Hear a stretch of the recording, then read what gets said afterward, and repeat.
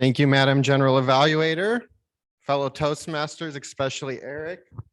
I would like to utilize a different form of evaluation. This is familiar in the business world. We call this the SWOT, S-O-T, S-W-O-T.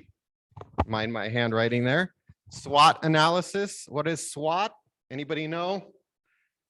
AJ knows. I knew that. Strengths and threats, right? Strengths, weaknesses, opportunities, and threats. What are some of the strengths? There's so many strengths in Eric's speech, right?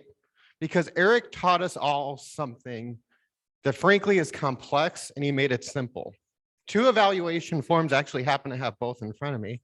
This one and this one. And Eric pulled them both up on screen and showed us how to really effectively fill out those forms. And I say make the complex simple because these forms aren't always simple, particularly for a new Toastmaster.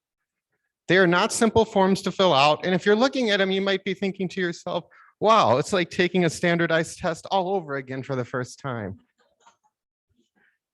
And realistically, helping fill these forms out is critical because as you get into the rhythm of Toastmasters, as you get more of these forms, as was said in all of our speeches tonight, it's a critical way to learn, which leads me into the W. What are some of the weaknesses? Time. I would have preferred to see this as an open conversation, maybe even a 15 or 20-minute Q&A where some of our newer Toastmasters could ask questions and give and take, because there's so much in here, and Eric did an exceptional job of filling it all in, frankly, that you could even take more time to ask about how to do these forms and how to engage really everybody in all of this.